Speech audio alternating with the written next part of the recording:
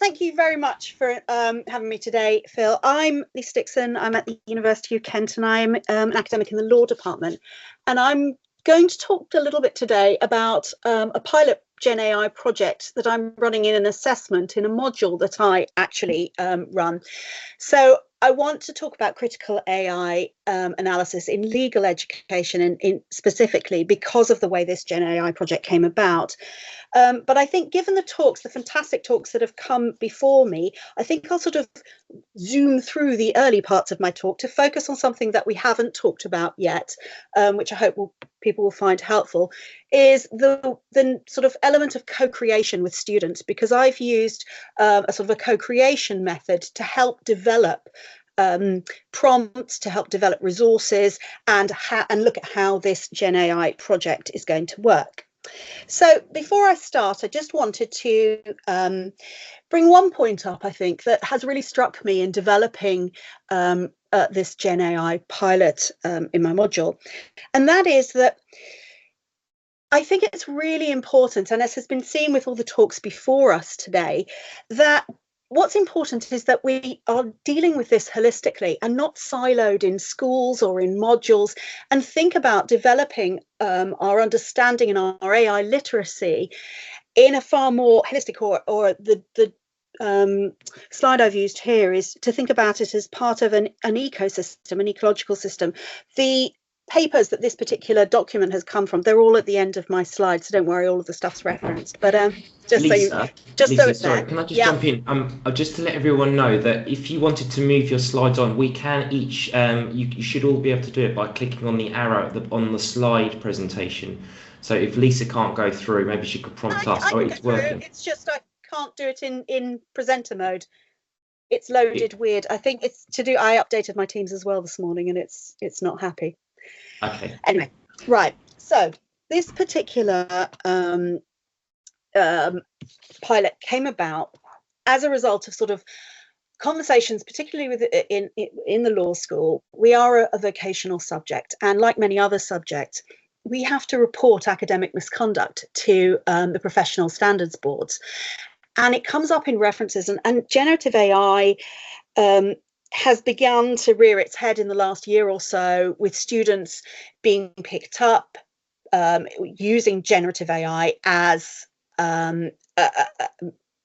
as an output, shall we say, cheating, handing in work that they have just created through generative AI. And it struck me that there was so much for them to learn in thinking about how to use it as a tool.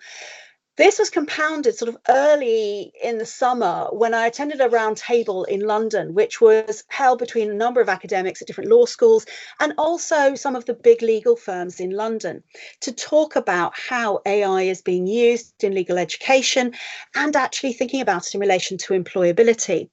And I wanted to make sure that students had an opportunity to develop their AI literacy in legal contexts before they go out to look at what their employers are doing, so that they're not entering the workspace where in legal terms, for a subject that is not computer based, we are an employment field that is really making use of AI. There are a lot of sort of developments in Copilot, as everyone's seen in earlier talks, but also in the way that it's being used for law tech and the development of contracts, things like this. So I thought it was really important to ensure that students are actually leaving us with some knowledge and some understanding of how AI can be used in the legal field. That, and the fact that I actually run a module on privacy, data protection, and cybercrime, and lecture on AI, it seemed rude not to. So that's why this sort of the context for me thinking about how to use Gen AI in legal education.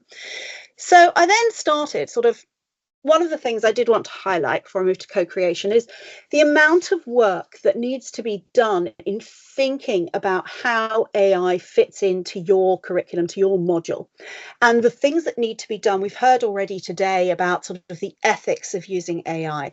There's also the DPIA, the dreaded data protection impact assessment. When you're using new technologies, a DPIA is, oh, sorry, I'm on slide 3. Oh, sorry, I didn't realize you weren't seeing the same thing as me. Slide 3, the initial developments before launching with students, is the DPIA. When you're thinking about taking forward generative AI, there are real considerations. And I think a lot of academics, firstly, will approach DPIAs with sort of horror. And then but it's a really useful mechanism for thinking about how the Gen AI fits into your module and into your assessment. The other thing that I found really useful to spend a lot of time on was the marking criteria. Using marking criteria really provides clarity in what's being assessed and how, but it also helps students understand where their input comes, where their, to use a phrase from today, where their critical thinking comes in, where that human element comes in. And then the other thing that comes to thinking about, or when we come to think about DPIs, when we come to thinking about the launching these AI, generative AI assessments and how they're actually going to work in assessments rather than just telling students to go and do a piece of evaluative work, is the resources that they're going to use and how they're going to prompt. I'm moving. Yes, just seen that comment in the chat from Alex Stewart. Me too. And we could all probably retire early when we get told about DPIAs. But once I'd developed all of these sorts of resources, gone through the practicalities, and really thought about what the generative AI was bringing to this particular module and to the students' skills, I then started going for student buy-in and about why AI prompting and critical evaluation matter in legal education. So they're starting with thinking about how it helps for them develop their knowledge, how they can use it as a tool, the fact that skills in AI interaction can set them apart in sort of job applications, and how they can use it to start thinking about critical evaluation. Moving forward onto slide 5. This is so that you can see just how the generative AI assessment works. The first thing to say about it is that it is optional.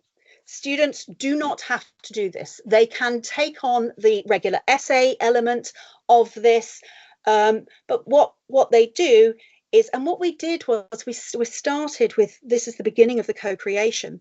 I spoke to students, explained the two options that they had for the essay, and looked at what they could do, what they might want to do, and then start having little workshops for students about, well, let's just play with it. So let's take a question that isn't one of the questions and actually start looking at prompting.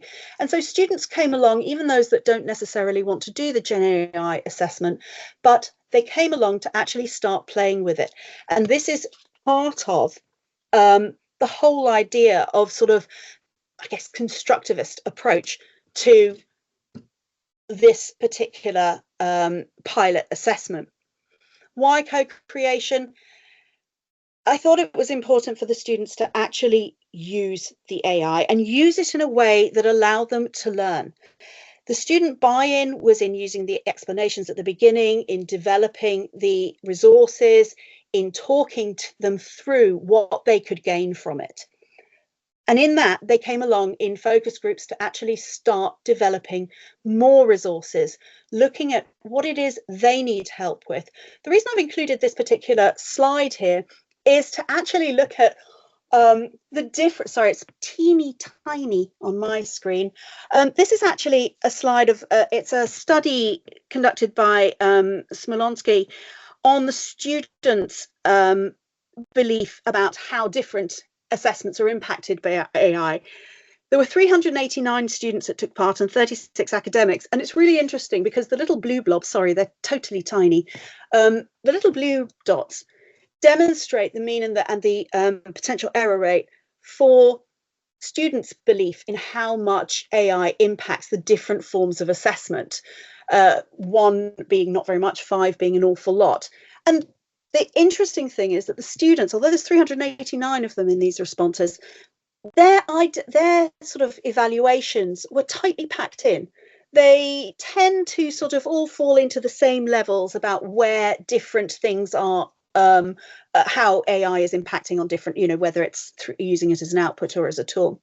Whereas the academics, who are the red blobs with the much longer error rate lines. So in other words, there was greater disparity in how the academics perceived the impact of AI on their assessments.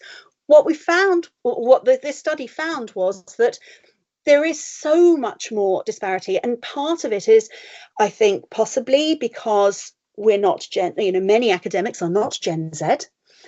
We are not digital natives. This is about a change in perspective, whereas a lot of the students are coming at it. We started this year, just as an aside, talking to first years in the law school, and I did a presentation with some colleagues, and we looked at sort of different generative AI platforms, the hallucinations, the rubbish it came out with, and asked students to evaluate it. And of course, they all evaluated the different styles. They all liked the bullet point approach of ChatGPT, but not one of them evaluated the content. And so it was a really useful way, just thinking about Gen Z natives, I'm finding even with law students, they're much happier about approaching Gen AI. But anyway, the co-creation point is that this difference in knowledge, this difference in understanding, this difference in approach was really, really important to the students. And the co-creation also allowed me to have the students come in, and they are effectively bringing along sort of other students with them. They're looking at, and by explaining in their workshops, by actually practicing and working with the Gen AI, they are beginning to understand why they need the knowledge to be able to evaluate it, to be able to critically think about what's coming out of the Gen AI. They're actually having, as I've said there in the orange, I mean, it's possibly very naive, but one of the biggest things I've seen come out of this Gen AI pilot is the number of students that are coming to see me about it, that are coming to discuss it in groups. They are having so much, dare I say, they are having fun doing this assessment. They are engaging. They are producing different forms of prompt iteration. They're learning, they're discussing. I mean, student engagement for many of us since COVID has been a huge problem. And one of the unexpected consequences of this particular pilot has been the level of student engagement. It has been some of the most productive and enjoyable work that I've done in quite a few years, just because of the enthusiasm. I'm finding Lisa, we've got about a minute left. Okay, that's fine. I will carry on. I think that this, just for anybody that's thinking about running a pilot and thinking about doing it in their module, the key things that I've learned from this are about the clarity in assessment criteria. Absolutely crucial, because it allows the students to distinguish between what's the critical analysis, where that human element comes in, their ability to reflect on the AI, and their requirement to look at the bias, the ethics, all of these sorts of things.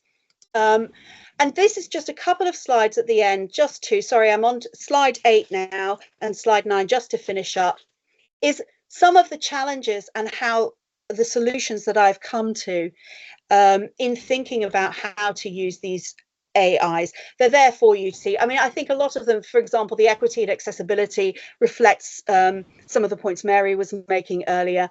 The first slide looks at sort of issues with the Gen AI itself, and the second one is about the concerns that individual users have. Most commonly, or the one that I'm finding in terms of consistency, or trying to create consistency in AI literacy, are very reasonable staff concerns about using AI. And I will stop there if there are any questions. Thank you so much, Lisa, and apologies for the sharing issues at the start there. Sometimes these things happen on webinars, particularly with high numbers. If anyone has a question for Lisa, if you'd like to raise your hand, we do have time for one quick question before we go to a break. John, would you be allowed to sort out the permissions for Abisi? Should be there now. Thank you. You should be able to unmute your mic now. Ask how we can convince non-Gen Z to use Gen AI, it's really difficult for us to basically teach in a way in which we were not trained or we have been habitual in teaching. I think that's a really interesting point, and I noticed that the chat has really focused on the Gen Z there. It was a bit of a throwaway comment, but one I enjoy. One of the things that I've seen, particularly with older students, I think in terms of the students, because the older students and the millennials tend to be in the minority in my class, and let's face it, I'm running a law module on privacy, data protection and cyber law. So, this is a self-selecting bunch. They are all interested in tech to begin with. So I've been very lucky in that most of the students I've been working with have a natural affinity or are really eager to think about how tech works within the legal context. For the millennials and dare I say Gen Xers amongst us, people have been willing to come along and try things out. And that has been the interesting element. It's bringing people together, and that sort of constructivist approach of sort of let's just try it out and learn from experience. We're sure, and that comes along with a sort of a big discussion about the ethics and the privacy concerns. As I said, I run a module on GDPR and privacy. So we have big discussions about that to start with, but it is that coming along and trying it out and learning through experience and through applications, very active learning. And that's how I've managed to engage certainly students, but I do have to be fair and say, they are law students taking a course on technology. So, I'm preaching to the converted, I think. Thank you, Lisa. We're going to have to stop there in the interest of keeping to time because we have run to the break a little bit. So please, if you do have any questions for Lisa, please pop it in the Q&A tab at the top of your screen, and Lisa will be able to see that, and we can answer as many questions as possible. So again, thank you, Lisa. That was another great talk, and I know just how hard you've been working on this. So thank you so much. Your students are lucky to have you. So thanks very much, Phil.